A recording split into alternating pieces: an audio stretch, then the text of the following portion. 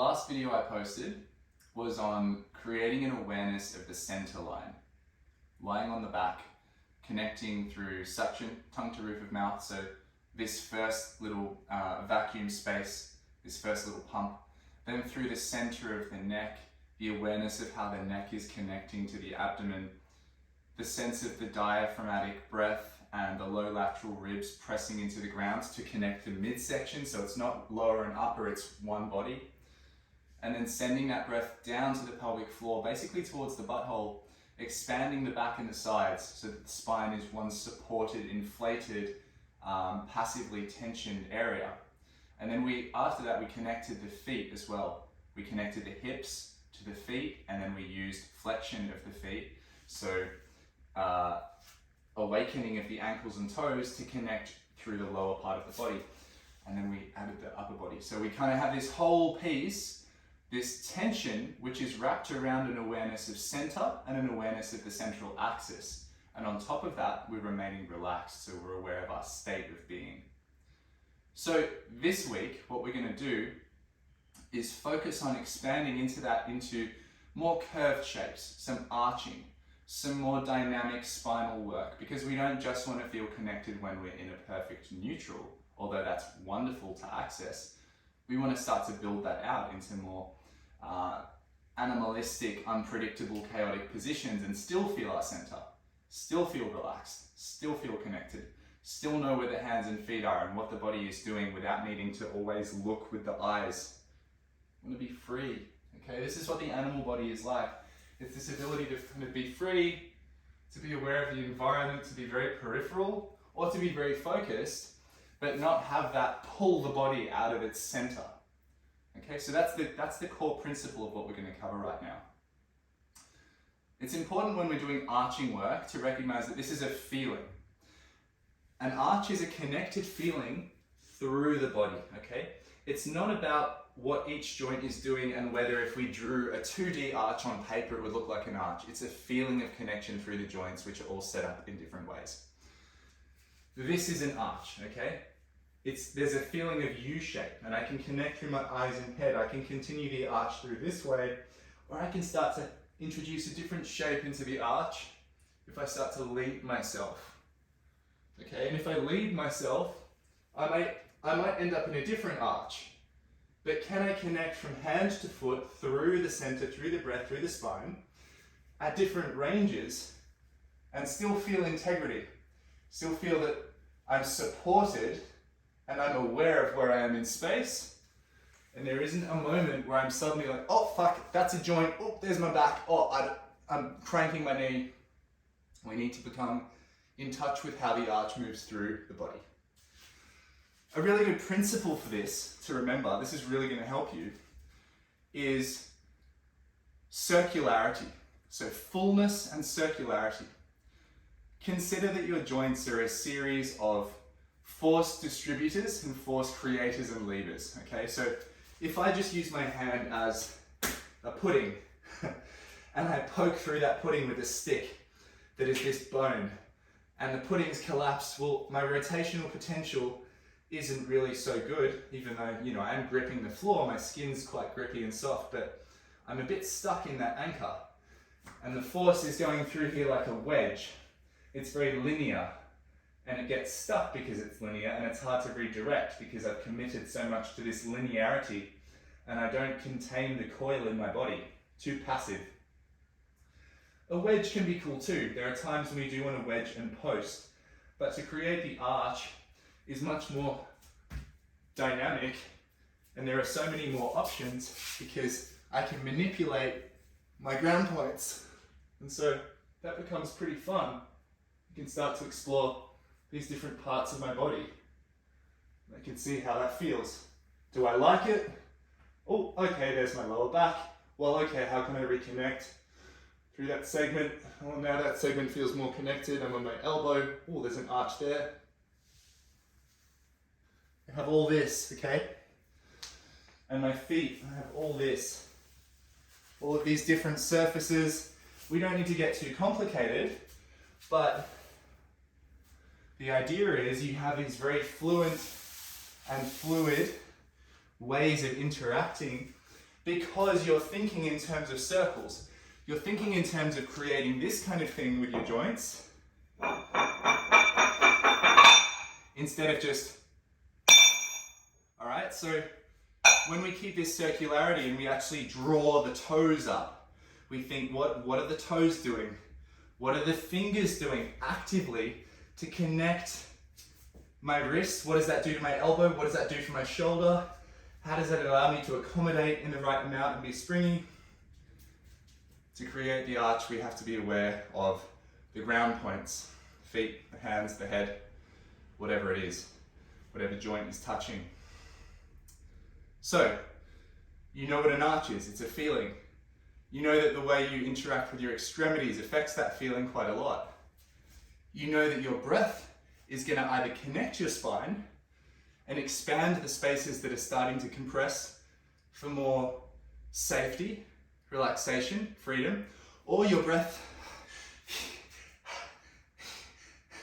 is going to be loose, it's going to be letting you down, there's going to be segments where you're getting stuck. So I need you to remember these principles of fullness, of breathing through to the base of the spine, breathing up through the center, breathing for expansion, trusting that expansion, and then, oh, okay, now those are my hips, those are my feet. Now instead of the force getting bunched in my spine and I'm just aware of my lower back and I've forgotten all about the ground, now I'm passing through my lower back and now I can feel the floor, I feel safe, my brain is saying, okay, I can take in more information now. So where else are we going? Where are we going next? You know, you have all these different options when your spine is feeling safe. So ground points, arch feeling comes through the breath in the middle. And then the last part is head. I'm then free. In a position where I feel my midline, where I feel my balance points, and I feel connected, I'm free. I can look around, I can catch a ball, I can throw a spear, I can play a game. I can actually then interact meaningfully with a task, which is how my body, my nervous system, my brain thrives, instead of becoming so self-aware at the sense of threat of not knowing where I am in space and how to balance. So how to apply this to your practice? Okay, really, really simple, really simple. You can start with something like this, quadrupedal. And I just want you to create an arch feeling. Remember that open joints that are curved create that buoyant arch feeling. When I get to here, I'm now creating a fold. The fold is not the same as an arch. When I work sort of from 90 and more, now I can kind of keep that open. We don't want to be collapsing or folding any one joint disproportionately to the others. So here I am. I got hands and feet, I got head and eyes connected to my breath. That's an arch. You could just spend time holding that. You could do 3 sets of 1 minute and you can explore what the limitations are. Where do I start to fold? How can I start to redistribute connection through my body? And then how much can I relax while still keeping those fingers active? Like, I'm not passive about my position, but I'm relaxed in my attitude towards myself. Being kind to myself even though it's hard. Okay, cool. And then maybe you decide, oh, I'm gonna make this a bit harder. I'm gonna work like this. And then, okay, maybe a new vector, maybe a new angle. Oh, that's interesting. And then maybe I reduce one of my contact points. So now, where is my arch? What are my options?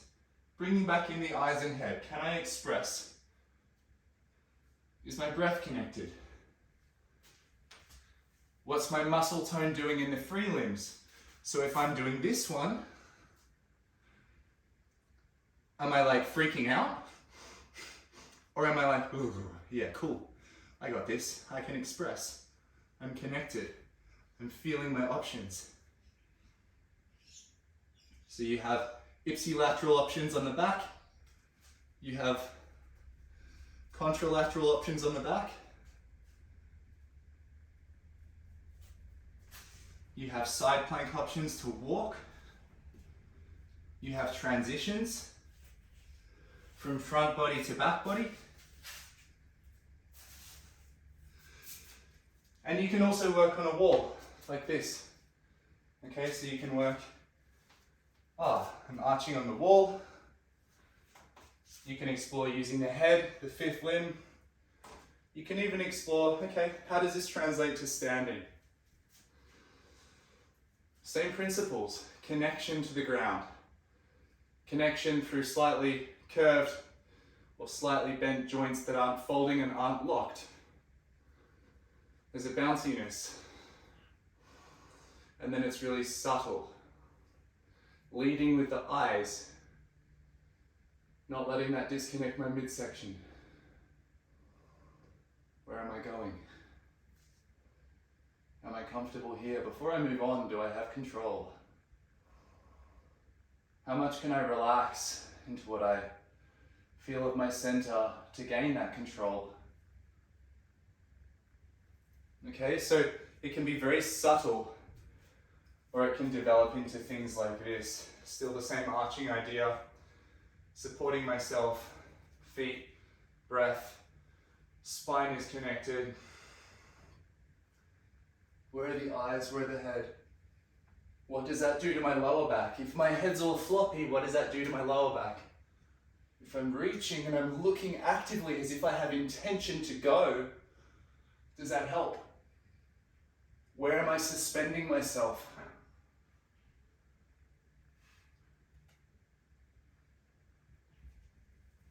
What if I turn? Where am I folding into my body? Where is my joint space? Okay, so this is about exploring our boundaries and our perimeter in a variety of ranges of motion. It's very open in application, but the principles are very simple. Breathing to connect the whole body. Feeling what we're touching without needing to look. Having a sense of arch and having a sense of how we can lead that arch with the head or with the eyes. Okay? Enjoy. 3 sets of 1 minute in a fixed position is great. This is how you can build raw capacity. But the type of capacity we also need to build is the ability to know where we're going and how things connect. So don't get too caught up on those super fixed positions. I want you to kind of scrape the edges of the barrel. All right.